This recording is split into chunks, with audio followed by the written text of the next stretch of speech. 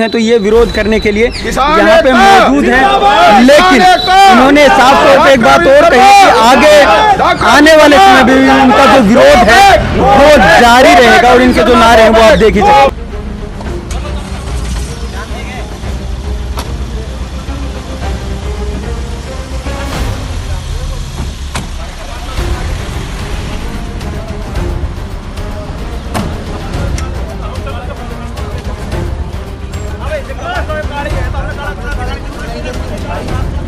प्रशासन द्वारा हमें रोका गया।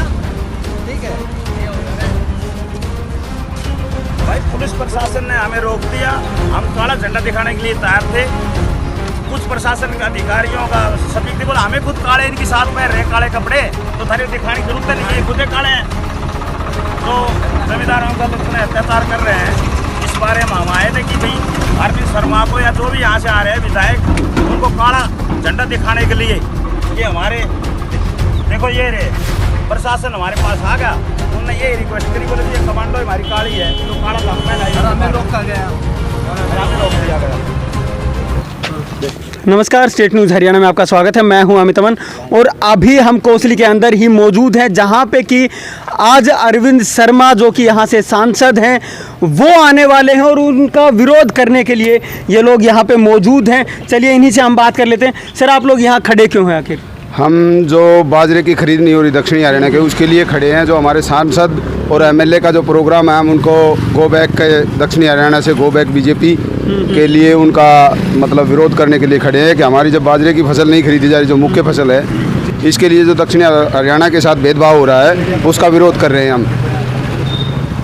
तो ये लोग यहाँ पे विरोध करने के लिए खड़े हैं। अभी क्या आप आगे भी जाएंगे या यहीं खड़े रहेंगे? नहीं, हमारा काम है शांतिपूर्ण ढंग से उनको विरोध करना, उनको चेताना, क्योंकि हमने वोट दी, हमने सरकार बनाई और हमारे साथ ही सौतेला व्यवहार होगा तो हम उसकी आवाज़ ज़रूर उठाएंगे। हमें किसी पार्टी से कोई मतलब नहीं, हमें मतलब है हमने जो चुने प्रतिनिधि उनसे मतलब है। ठीक है, वो हमारी मांग को उठाए और बाजरे की फसल को MSC रेट पे खरीदवाएं। तो जब तक नहीं खरीदा जाएगा तब तक हम विरोध करेंगे। आप लोग उनको रोकने की कोशिश भी करेंगे या सिर्फ नहीं? हम उनको सिर्फ शांतिपूर्वक जो कानूनी प्रतिक्रिया है उसके तहत उनका विरोध करेंगे। जी, और भी लोग मौजूद हैं, इनसे बात कर लेते हैं। सर, आप बताएं किस लिए यहाँ पे आप लोग खड़े हुए हैं? भाई साहब, सबसे पहली चीज़ तो कि सबको पता भी है, पिछले 3-4 दिन से कुछ लोगों के कानों में भी बात जा रही है, ठीक है, कि भाई जो बाजरे की खरीद नहीं हो रही है और दक्षिण हरियाणा की एक खरीफ सीजन की मुख्य फसल है ये, अगर इसकी खरीद नहीं होगी तो कल को जो किसान की बचत है उस पर तो कैंची चल जाएगी। और अगर उसी पे ही कैंची चल रही है तो क्या फ़ायदा है ऐसी वोट कर, क्या फ़ायदा है ऐसी सरकार का? भाई उन्हें हमने चुना है ना, तो हमने चुना है तो किस लिए चुना है? हमारी भलाई के लिए, हमारे बारे में सोचें, हमारे क्षेत्र के बारे में सोचें। हम यहाँ से सीट निकाल के दे रहे हैं और फिर भी उनका कोई जवाब नहीं। 7 विधायक बताओ क्या कहते हैं वो कर चुके हैं, ज्ञापन दे चुके हैं। सांसद महोदय हैं वो ज्ञापन दे चुके हैं, तब भी सीएम साहब का कोई जवाब नहीं। इससे तो यही लगता है कि सीएम साहब सुनना ही नहीं चाहते हैं, वो नेगलेक्ट कर रहे हैं दक्षिण हरियाणा को कि भाई कुछ भी हो, कोई वो नहीं है, ये क्षेत्र पे चढ़ा हुआ है, बस रख दो इसको। नॉर्मल सी चीज़ उन्होंने यही कर रही है, जैसी पुरानी सरकारें करती है वैसे ये कर रहे हैं। तो आपके जो जनप्रतिनिधि हैं, आपने अभी उनका जिक्र भी किया जी, तो बार बार वो भी ज्ञापन दे चुके हैं, तो उससे क्या फिर आप लोगों को कोई बात नहीं हो पा रही या उनकी बात उनसे नहीं हो पा रही? कैसे क्या हो रहा है? एक नॉर्मल सी चीज़ है।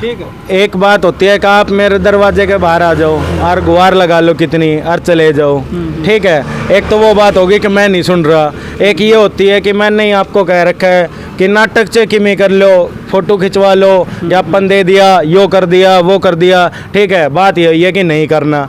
जब अगर ऐसी बात है, जब सरकार उनकी नहीं सुनती है और उनका नहीं मानती है कुछ भी, तो वो किस हिसाब के प्रतिनिधि हैं? कहाँ हमें ये बता दो कि कहाँ हमें वो रिप्रेजेंट कर सकते हैं जाके। भाई कहीं रिप्रेजेंट कर सकते हो, कहीं वो कर सकते हो, तब तो बात है।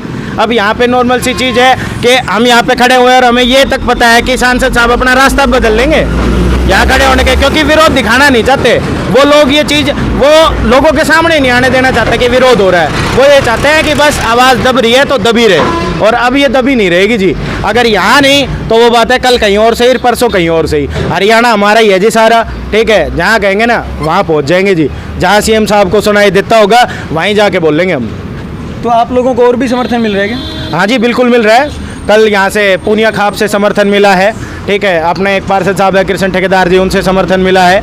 आज कुंडन पंचायत से भी आए हैं, तो ऐसे समर्थन कल संयुक्त किसान मोर्चा वाले आए थे, उन्होंने किया है। आज एक SC सेल के जो प्रधान जी हैं उनका समर्थन हमें मिला है, तो काफ़ी समर्थन हमें मिल रहा है इस चीज़ को लेके, और हमारी मांग जायज़ है, इसीलिए ये समर्थन मिल रहा है जी। पहली बात तो ये भी है, अगर हम कोई गलत या राजनीति कर रहे होते ना तो यहाँ सरकार भी और लोग भी दो बातें बोल के बिठा देते, लेकिन लोग अगर साथ आ रहे हैं, साथ जुड़ रहे हैं, तो उसका मतलब यही है कि उन्हें हमारी बात समझ में आ रही है।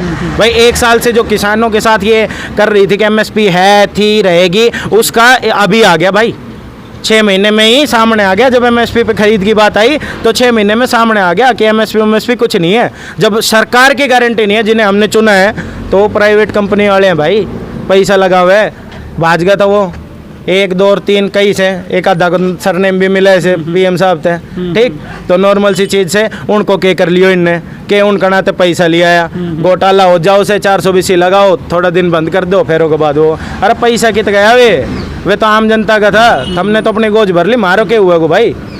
कभी से ऐसा ही होता है जी, प्रशासन ही इतना ढीला है कि सुनता ही नहीं है। तो आप देख सकते हैं इन सभी के हाथों की अगर मैं बात करूं तो इनके हाथों में भी जो झंडे हैं वो मौजूद हैं, काले कपड़े जो इनके, और नारे भी इनके साइमन गो बैक के हैं, वो भी आप देख सकते हैं। और यहाँ आप देख सकते हैं सभी के हाथ में जो झंडे हैं वो काले हैं। युवा भी हमारे साथ मौजूद हैं, इनसे भी हम जान लेते हैं, ये युवा किसान भी मौजूद हैं। आप बताएं क्या चाहते हैं? आज अरविंद शर्मा आ रहे हो तो मैं उनकी गाड़ी में बाजरो घेर दूँ 1600 में ले जाओ, खट्टर तो 1650 में दे देगो, 50 रुपये खुद रख लेगो। मारो बाजरो ना बिक रहे हो, हमारे साथ सोतले व्यवहार हो रहे हो, जैसे हम तो उनका कि हाँ ही ना, हमारा सरकार में कि हिस्सा ही ना, हम तो कभी बेकूफ बना बरत रखा। आज अरविंद शर्मा आ रहे उनको विरोध कर रहा क्या, तो मारो यानी कि बाजरो बिकवाओ, हमारे साथ सोतले व्यवहार हो रहे हैं, उनको ऊपर ध्यान दो और उन्हें हटाओ, ठीक है। जो हमने चाहिए वो हमारी मांग पूरी करे और हमने किमी ना चाहिए। तो यहाँ पे साफ तौर पे जो विरोध है वो यहाँ पे लोग जाहिर कर रहे हैं, वो भी आप देख सकते हैं, और भी लोग मौजूद हैं। सर क्या कहेंगे पूरे प्रकरण को लेकर?